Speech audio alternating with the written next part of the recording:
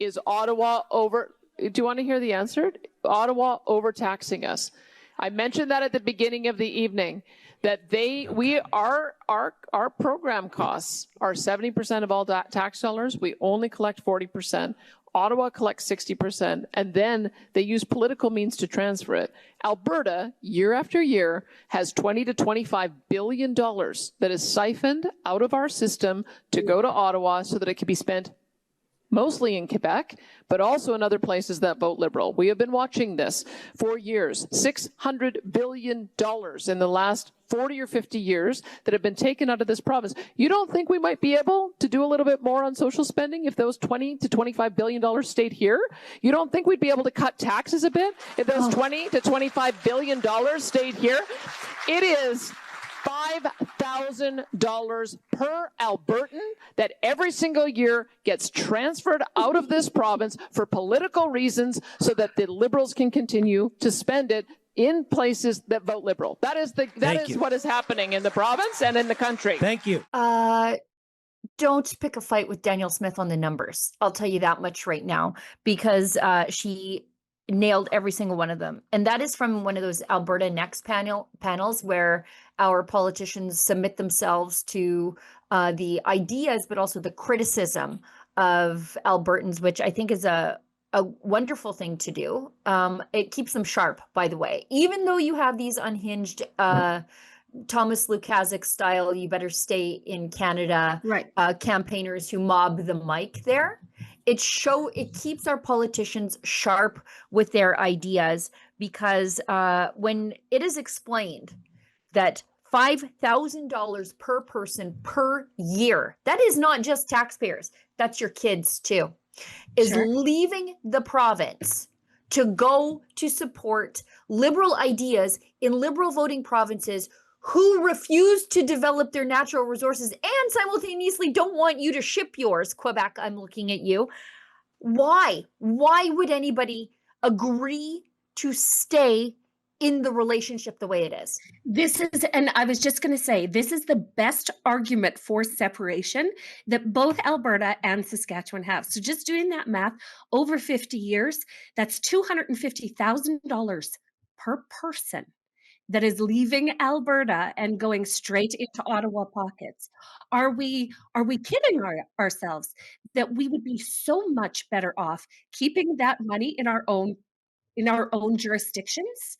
It is crazy that we are supporting the lifestyles of the rich and famous over there in Quebec with our hard work and ambition. It is ridiculous. Make it stop. But it is good. I'd like to see these mob the mic buffoons from the Keep the Status Quo campaign show up at these things, because it's the same reason I like watching the pro-trans political activists take on Matt Walsh and then just absolutely get axe murdered. It's good. It's nice to see. And as someone who likes to give people the facts so that they can arm themselves when they go out into the world, these are great arguments. You know, when somebody says to you, why do you want to leave? And you need to come up with a better argument than, I hate Ottawa, I hate the Liberals, the elections are decided before us. You can add an extra layer and say, also, this year in my family of 5, the Liberals took $25,000 out of it and sent it to Quebec. Sure. Yeah. And over the growing years of your children, just think about the services that we could provide our children in the West if we weren't hemorrhaging money to the East. Just think about that for a second. In 16 years of life, that would be tens of thousands of dollars that would be advanced to education, to sport, to culture, to all of the things that make a great experience for kids. Imagine how our kids would benefit by keeping that money in our own pockets. It's actually unfathomable. We would be like the UAE, just building ostentatious, crazy things just because we had the money. Sure, let's put a yacht at the top of that building. That's what we would be doing just because we had the money, because we weren't having our pockets picked by the Liberals to give to the East to make sure that the East keeps voting for the Liberals. Sid, I want to ask you this as someone who's outside or who spent all of his life outside of Alberta before you came here. Do people in Toronto even know that this is the situation for Albertans?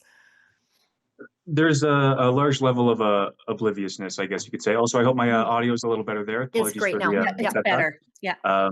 But yeah, it's especially in the GTA, because that's where, I spent a lot of my upbringing. It's so focused on itself in many regards. And that's partly because it's just, there's always something to do. It's always moving, the ground's always hot, whether it's day or night. Because there's just people engaged with, the current happenings around, whether it's, the night scene, whether it's just caught up with the busyness that is such a large city. And in consequence of that, you kind of lose track of how everyone else lives. You especially lose track of how other provinces are. A great way to think about it is, how long do you think it takes to drive to Calgary? If you didn't know, you couldn't Google it, and you lived in Toronto, how long do you think it would take to drive, out all the way to Alberta? I think many of them would suspect it might be a lot shorter than they realize. They just don't get that amount of distance, that amount of land, that amount of difference, not only in the way people are living, but the culture that surrounds them. I think that is a bit lost when you're living in the GTA. Yeah, I Sheila guess Gunn. just the chaos of it all. Yeah. Mhm. Sid, just for the record, how long does it take to drive from Toronto to Calgary?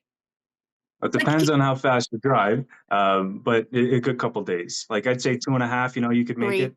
Three. I used But to do the drive as a kid yeah. a fair bit because my mom's you? family is from Mount Forest, Ontario. Cousins, if you're watching. And that was like one of those drives that when we first got our learner's license, my mom was like, great, you guys are doing the flat, horrible part all the way to Winnipeg. And then I'll take her from there. But the drive is as far from Toronto to like Kenora Dryden area than it is from there all the way to Edmonton and Calgary. Huh. Like it's a That's day and a half to get to there, and then it's a day and a half to get around. An additional day and a half. Yeah. Just the Yeah, lakes, yeah. yeah. Holy And Hannah. another thing to think about there is that and it's talked about recently with trade, the north-south corridor that we have going on compared to the east-west, Right. it's been there for a long time because America is so much closer than Ontario, than Ottawa, than our capital. So there are already bonds being made, north-south, as it were. Whereas if you're in the GTA, you might not even realize that. Yeah, and you can see that in the culture. Yes. You can see Yeah, that for sure in the culture. Like Culture runs north-south. Yeah. I'm more culturally compatible with anybody in Great Falls than I am with anybody in Toronto. That's for Don't sure. talk to me. Why not Minot? Like the people of Right. Minot, North Why Dakota. not Minot? Exactly. Those are basically my. I once almost had my birthday published in the book of North Dakota state events. Oh, I was like, could we submit my birthday as an official event? They were like, sure, why not? Why not Minot? We've got Premier Smith saying no to running for prime minister. And this again is from the Alberta Next panel, where the politicians submit themselves to ideas, but also abuse. Let's watch this. I think he was also asking me if I was going to run for prime minister, know, to which I will I have know. to say no. The joke that I make is I go to bed and sleep so well at night because I don't spend 1 minute thinking about how to win votes in Toronto or Montreal. So I just think about how to win votes here. What about in the new country, Danielle? Like, what about in the new? We're going to need someone. We're gonna need someone.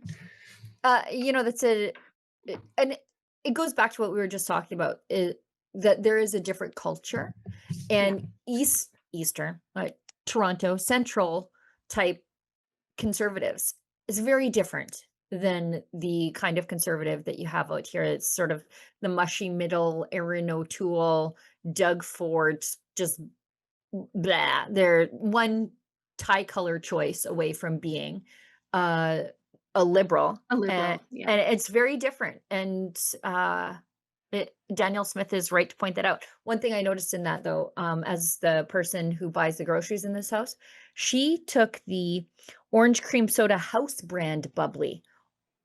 And I like that, they're saving the money on groceries. That's, I think, the Save on Foods brand of bubbly, and good for her. Good for her. That's a delicious bubble water, by the way. Sid? Yeah, well, I personally, I don't know why, but I've never been a true, diehard fan of the carbonated drinks. But one thing I can say as well is the water here, the water in Alberta is particularly preferred, I would say, in contrast to some of the other provinces. We like to keep it clean here. And I think it's funny that, Premier Smith has, put out that she's, not running for prime minister and her cause thereof. And it makes sense, right? Because it is a totally different environment. I think a lot of people in Alberta would sure hope to see her take that on maybe in the future. But at the same time, she's doing a good job where she's at. Why would you want to mess that up? Right. And you know who I'd like to hear say that he has no interest in running for prime minister? Doug Ford. Oh, no, let's create Yeah. a list of people that we don't want running for. Yeah. Right. Do you have an announcement about not running for prime minister perchance? And then the Right. rest of us can breathe a sigh of relief. But poor Danielle Smith, she is in a really difficult position because she is so popular. Okay. And the crazy thing is Danielle Smith doesn't even really get to decide if she leads. The people get to decide if she Right. leads. And so maybe she's not dreaming of the prime ministership in Ottawa. And good thing, because I wouldn't want to lose her to Ottawa. Like, she's too good for Ottawa. They don't deserve the likes of Danielle Smith in Ottawa. But I see a long and prosperous and successful career for Danielle Smith in the Western provinces. Well, Yeah, if I can jump sorry, on go that, ahead. one thing that she seems to continually do, which, good on her, of course, is she always readdresses her mandate. She says, this is what I'm here to do specifically, right? This is my objective. This is the domain in which I am allowed to operate within.